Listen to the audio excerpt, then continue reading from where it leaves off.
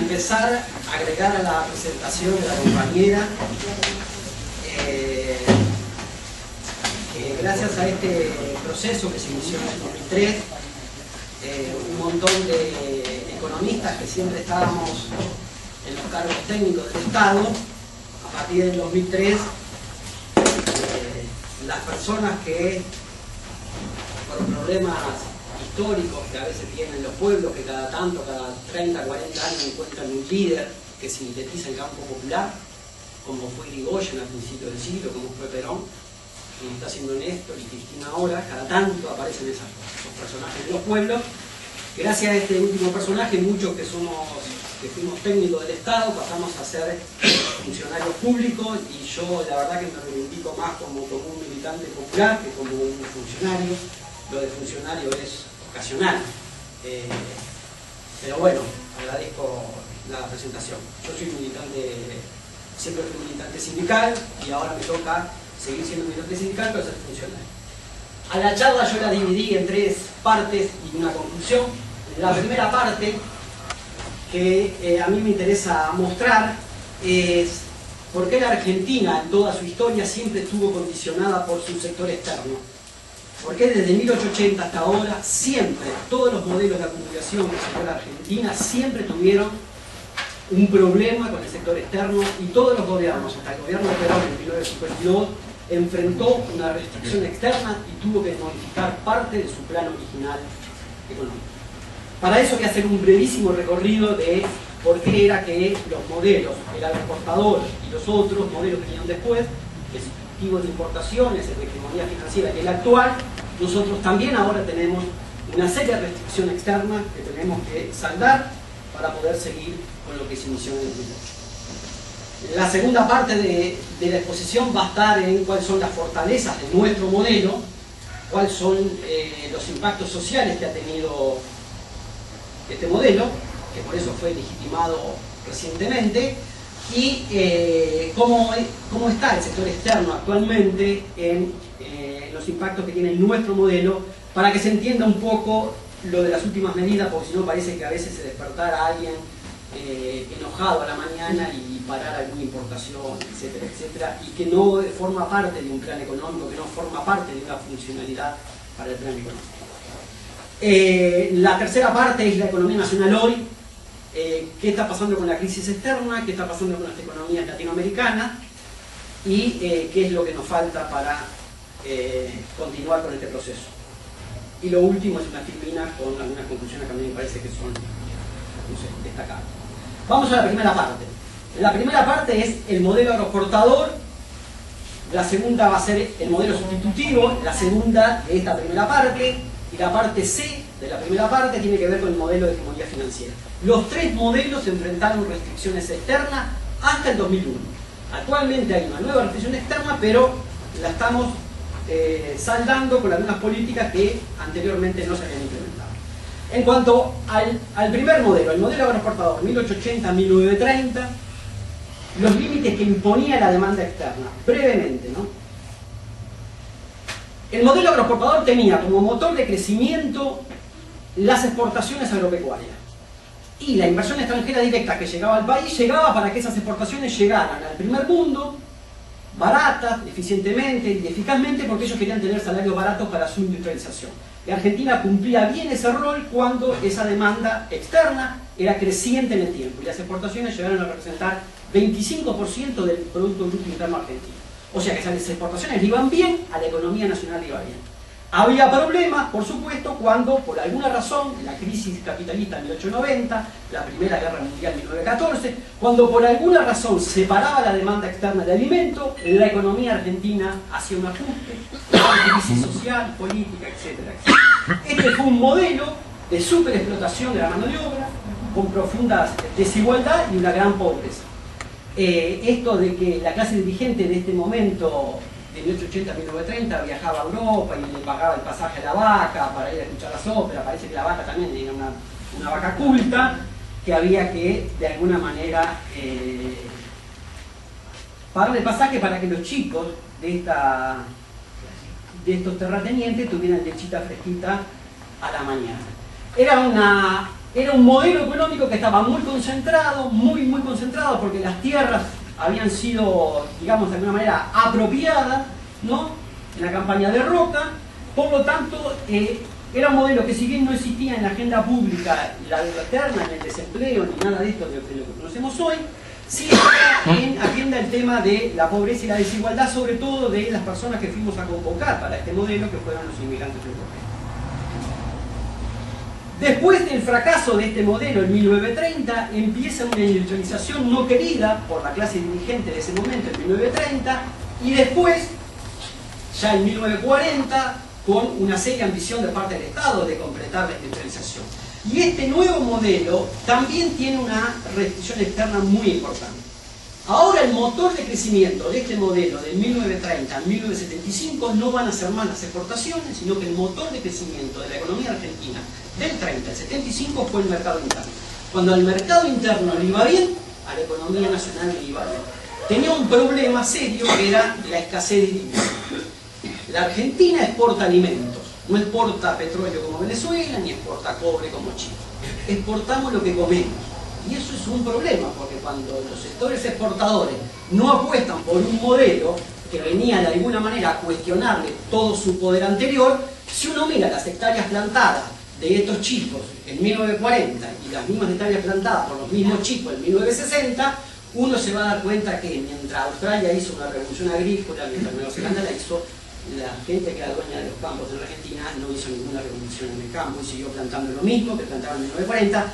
Quiere decir que esta gente, aparte de maximizar ganancias, también maximiza proyectos políticos. Esta gente no apostó a la industrialización, esta gente no aumentó las exportaciones que eran necesarias para la industrialización. Un país que se quiere industrializar cada vez tiene que importar más cosas, y la vamos a ver con cómo crecieron las importaciones desde el 2003 hasta la actualidad. Cuando uno inicia un proceso de industrialización, aunque va a ir sustituyendo importaciones, de todas maneras necesita seguir importando muchas cosas. Con lo cual, si no tenemos esas exportaciones, si no tenemos esas entradas de dólares, hay que hacer un ajuste. Lo que tenía la economía argentina de 1930 hasta 1975 eran 2 o 3 años de crecimiento, stock, ajuste, devaluación, salíamos, crecíamos 2 o 3 años, ajuste, se llama el ciclo de stock and go.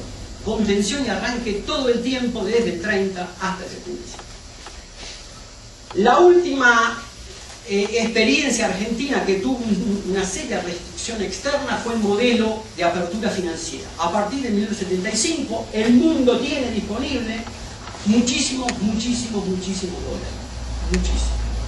Pero no es fruto de los petrodólares, es fruto del déficit fiscal y del déficit externo de Estados Unidos en 1970. Estados Unidos empieza a devaluar su moneda fuertemente en el 71, inunda el mundo de dólares, después vienen los países petroleros respondiendo a esa devaluación, los tipos tenían sus reservas en dólares y Estados Unidos le devalúa el dólar. Quiere decir que los países petroleros que habían financiado el capitalismo de posguerra, del 45 al 75, el barril de petróleo costaba $3, y cuesta 100. Los países petroleros que habían financiado el capitalismo de posguerra se encuentran con que Estados Unidos, con un problema fiscal y de cuenta corriente, les devalúa sus ahorros. Ellos responden aumentando el precio del petróleo. Por lo tanto, a mediados de los 70 hay muchísimos dólares en los bancos europeos disponibles para economías que los querían recibir. La burguesía local, que es una burguesía que siempre estuvo susceptible a los impulsos exógenos que venían de afuera, sobre todo, como es una burguesía pretenciosa, de rubia y ojos celeste, cuando esos impulsos vienen de Europa, mejor, se prostituye más rápido. Esa burguesía nacional se abrió a la penetración del ingreso de capitales externos con una gran predisposición mayor que la que tuvieron otras burguesías latinoamericanas. Y empieza un nuevo flujo de crecimiento en la Argentina, pero por el ingreso no ya de inversiones extranjeras directas como fue el modelo exportador, ni por las inversiones extranjeras directas como fue el modelo sustitutivo. Ahora viene una gran inversión, pero es una gran inversión financiera que va a financiar el consumo vía endeudamiento externo. Entonces, otra vez tenemos un problema con el sector externo. Antes era que no nos demandaban alimentos, después era que no teníamos suficientes exportaciones, y ahora es, en el modelo de hegemonía financiera, cada vez que hay una crisis financiera en el exterior, como hubo en casi toda la década de 80, en el año 95 y a partir del 99, Cada vez que había una crisis financiera del sector externo, la economía argentina tenía que hacer un fuerte ajuste o romper con ese modelo. Nuestra clase dirigente eligió el ajuste, porque les aclaro que este segundo modelo solamente tuvo 6 años de dictadura, el resto, todo el periodo, fue hecho en democracia. Esta sociedad, la sociedad del 30 al 75 es una sociedad empatada, lo que los sociólogos dicen que fue cuando se llegó al 50 y 50 del Producto Bruto, 50% para los salarios, 50% para los trabajadores.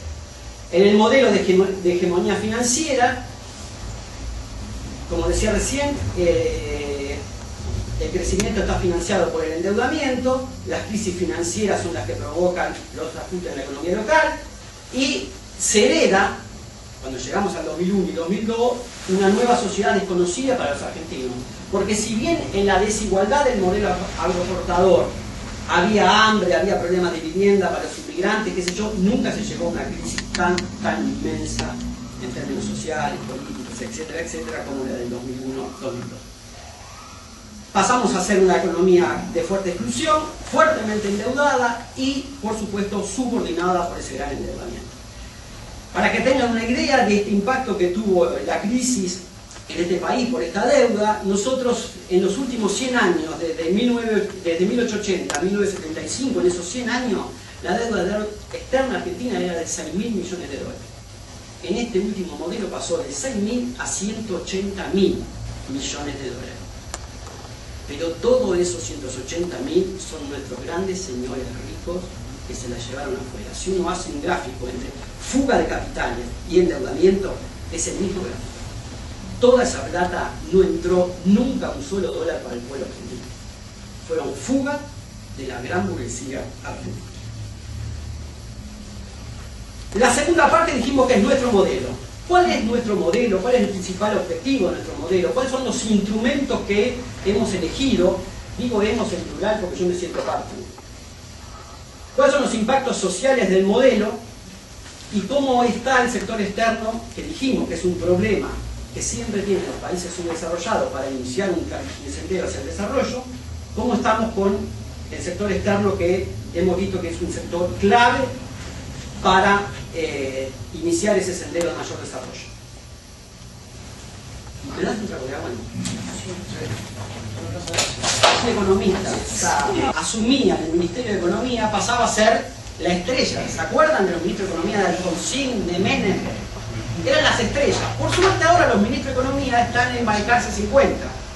Y son estos dos barriletes cósmicos que la historia nos dio, Néstor con su libretita, y ahora este otro barrilete cósmico que la presidenta, que siempre nos anda humillando ahí todo el tiempo, nos hace sentir una cucaracha, por ser tan brillante ella, ¿no? Cuando la escucha hablar parece que uno fue tan ignorante, tarado, pero bueno. Nos ha hecho quemar muchos libros de economía, por suerte, ¿no?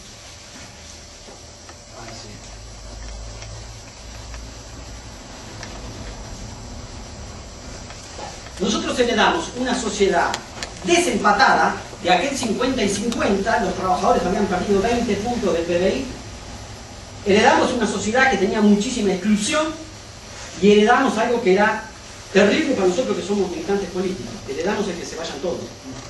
Nosotros teníamos muchos deberes por hacer. ¿Cuál fue el principal objetivo del modelo todo el tiempo? Recuperar el empleo asalariado como mecanismo de integración social.